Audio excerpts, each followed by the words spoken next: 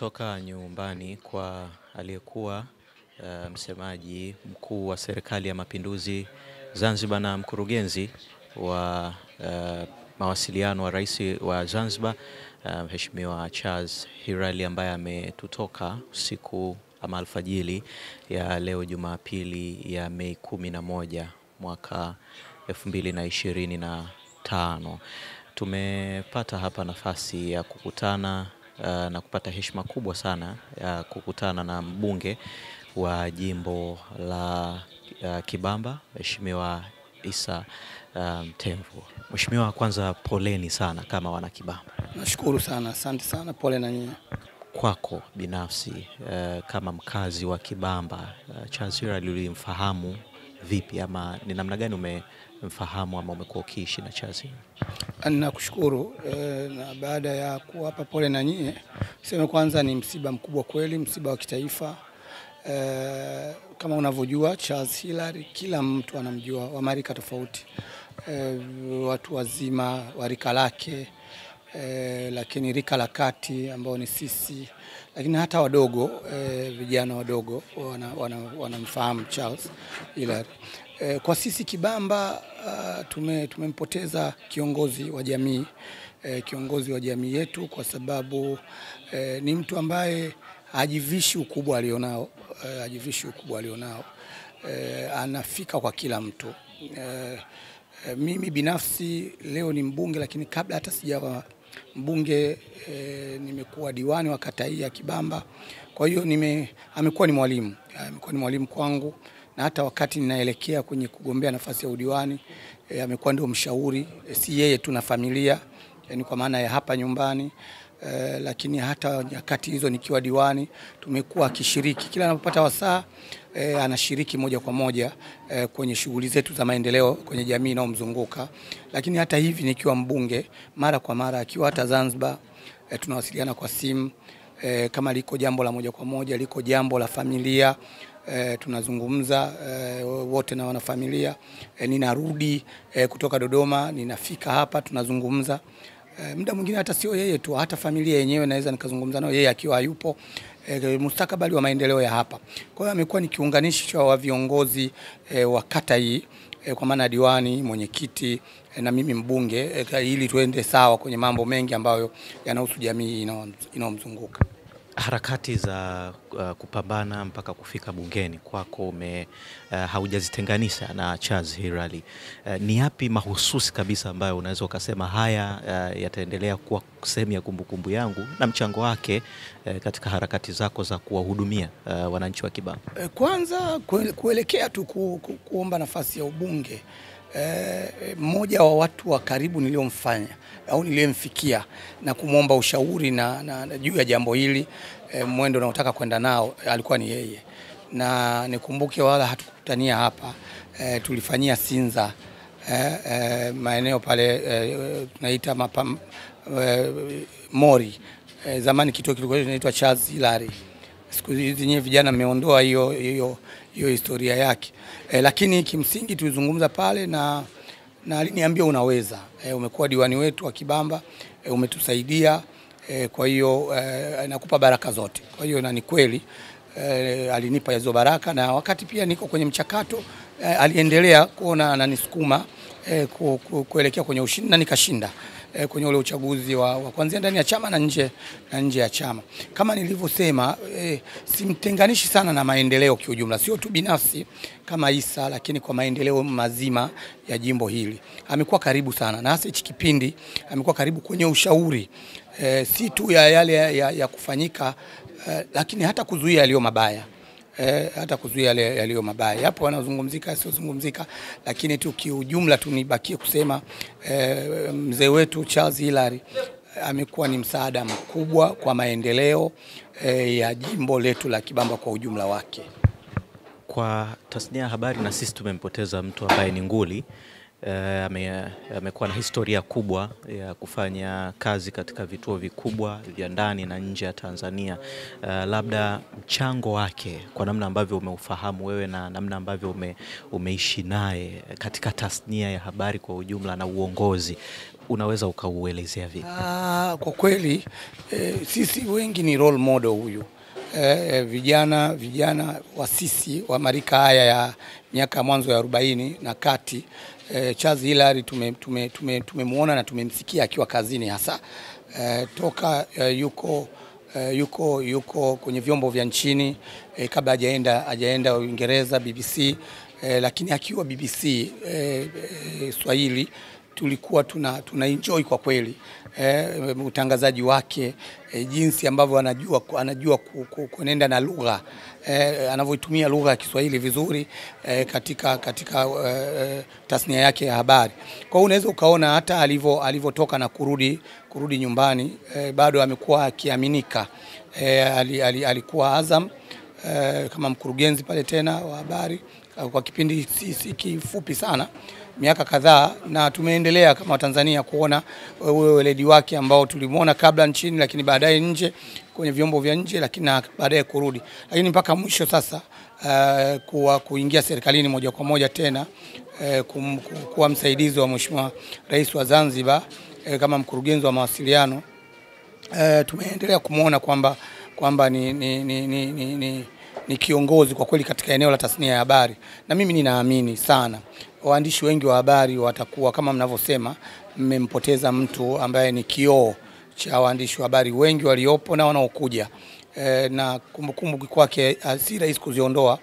Ni ushauri tu kwamba tufike sehemu tuwe na jambo la kumwenzi, ili na vizazi vijavyo vijue paliwahi kuwepo na Charles Hilary kama nguli wa habari Tanzania. Sawa, taarifa hizi wengi wetu tumezipata kwa mshtuko, na naweza nikasema watu wengi labda hawakuwa wakifahamu labda kama alikuwa anasumbuliwa, labda kulinganisha na watu wake wa karibu. Wewe binafsi taarifa hizi, labda taarifa za ugonjwa ulikuwa unazifahamu, na kama ulipata nafasi labda ya kwenda kumuona, kwa sababu tumepata taarifa pia hata msiba umetokea katika hospitali ya Mloganzila ambayo nadhani ni sehemu ya jimbo lao. Habari za ugonjwa ni habari za familia sana, siwezi kuzungumza sana, lakini uwepo wake wa hili paka linamkuta si jambo ambalo lina masaa 48, na hata nilivyozungumza na familia jana tu saa 3 usiku, katika mazingira ya masaa 48 haya ndio kama alikuwa hajisikii vizuri, na mpaka mazungumzo ya mwisho vizuri kabisa saa 1, saa 2, saa 3 usiku wa jana, bado alikuwa katika mazingira mazuri tu, yamepumzika hivyo. Lakini kuanzia mida ya saa 4, 5, kama familia walikuwa wanafikiria kumpeleka hospitali, lakini hata hakuwa tayari, sababu bado alikuwa anajiona yuko sawa. Na hata mdogo wake huyu mwingine ilibidi ameingia alimuita kutoka Zanzibar aje, na akaja na boti, na ameingia hapa nyumbani saa 2 usiku, na wakazungumza ndani vizuri. Saa 5 hiyo ndo wakaamua, wakasema twende, akasema hapana, bado wala haoni sababu ya kwenda hospitali, lakini baadaye wakafanya maamuzi ya kwenda usiku kwenye mida ya saa 7, saa 8, kusema tu tumpeleke. Kwa hiyo unaweza kuona hata kufika kwenye mikono ya madaktari mida hiyo saa 8 akatutoka. Kwa hiyo kuumwa kwake ni jambo si kwa maana la kumlaza, kama familia wanajua, miezi isiyozidi minne kama jambo sana la kupata huduma ya kitabibu aliipata, lakini bado aliendelea na majukumu yake vizuri sana katika kipindi chote hicho, mpaka anachoweza kukuambia ni masaa yasiyozidi 24 toka hiyo hali imembadilika kabisa. Umeishi na Charles kwa ukaribu sana, yawezekana mahusiano yenu yakawa zaidi ya kazi, labda kama familia. Nini cha mwisho unakumbuka, ama mara ya mwisho unazungumza naye, vitu gani ambavyo yeye binafsi alipenda kukuhusia? Mazungumzo yetu ya mwisho yalikuwa ni juu ya jambo la hapa nyumbani, na hasa ni jinsi gani tutaweza kucontain vijana wetu wa michezo kwenye eneo letu la uwanja, lakini vile vile na wakazi kama yeye na wengine wanafikaje vizuri bila kuwa na mgogoro na vijana wake au wanawe. Kwa hiyo ni jambo ambalo alinisisitiza nalo sana nikiwa Dodoma, na ni kweli ikabidi kama kiongozi aliliona lina mgogoro na vijana wa hapa, lakini akajaribu kuniunganisha na mwenyekiti na diwani kwa pamoja, lakini akamkabidhi mama kulishughulikia.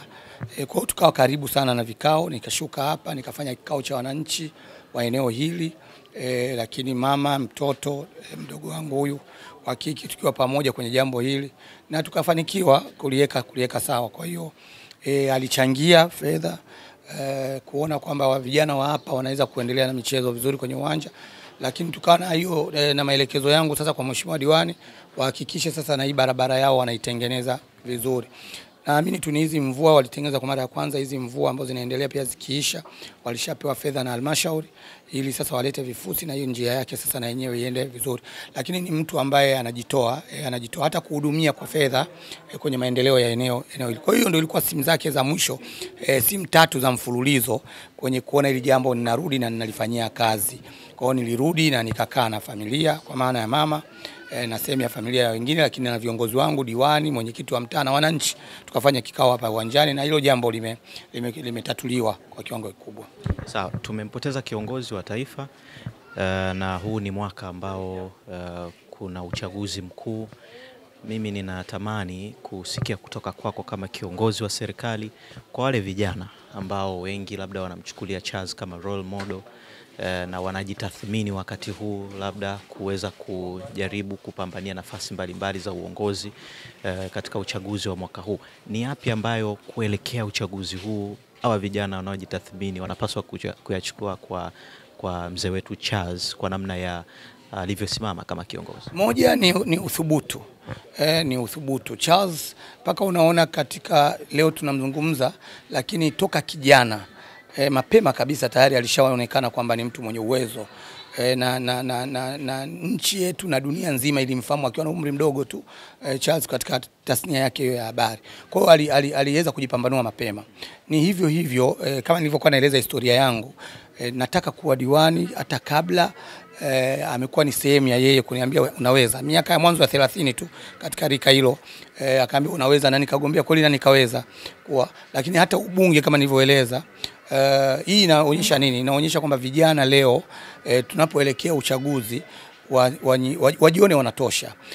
Usisubiri kuambiwa na mwingine, jitathmini mwenendo wako, maadili yako, majukumu yako, ushiriki wako kwenye jamii husika unaoishi nayo, ona unatosha. Na mimi niwaambie nafasi ni sasa. Tunazo na chaguzi zinazoendelea, kuna nafasi za udiwani, wana nafasi sana vijana. Mimi nimekuwa diwani wakati nikiwa na miaka 32. Kwa hiyo bado wana nafasi na wenyewe watoke. Ni sehemu ya kumwenzi mzee, kwa sababu amekuwa akipenda kuona vijana kama nilivyokuambia, kuwahudumia, kuona wanacheza, wanashiriki katika mambo. Kwa hiyo hata katika masuala haya ya siasa mimi ninatamani sana kuona vijana wanatokea. Kuna hata la kibunge, kuna juzi alikuwa mara mwisho ananiambia usipoenda kwa kasi nitagombea mimi.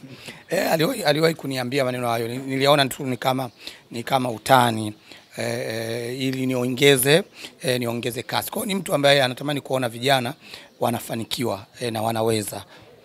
Mheshimiwa, anafahamu kwamba umelemewa na huzuni wakati huu na tutapata na labda nafasi ya kuzungumza na wewe wakati mwingine, lakini nikushukuru sana kwa muda wako wakati huu. Ninashukuru sana kwa nafasi hii. Asante. Mtazamaji wa Global TV, kama ambavyo nimekuambia, hapa ni nyumbani kwa nguli wa habari, lakini kiongozi wetu ambaye alikuwa akihudumu kama msemaji mkuu wa serikali ya mapinduzi ya Zanzibar, mzee wetu Charles Hilary, ambaye ametutoka alfajiri ya leo katika hospitali ya Mloganzila, taarifa zikithibitishwa na katibu mkuu kiongozi wa serikali ya mapinduzi ya Zanzibar, Mhandisi Zena Ahmed Saidi. Tupo hapa nyumbani, bado tutaendelea kuleta ama kukupatia taarifa mbalimbali ya yale ambayo yatakuwa yakiendelea hapa katika kila hatua. Endelea kusalia pamoja nasi. Ili kuwa mwanafamilia bora wa Global TV, usisahau kusubscribe, like, kushare na kucomment. Baada ya kusubscribe, bonyeza alama ya kengele ili kupata taarifa kwa kila video inayopanda Global TV Online.